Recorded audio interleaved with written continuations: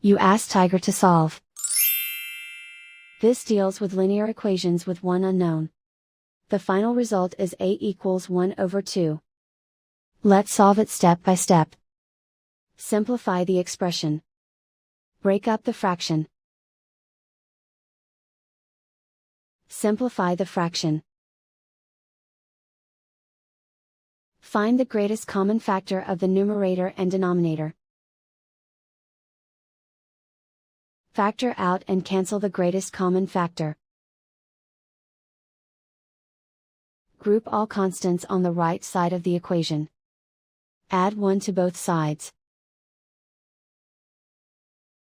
Simplify the arithmetic.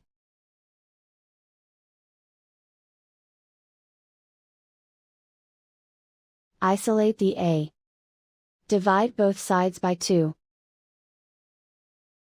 Simplify the fraction. And so the final result is a equals 1 over 2.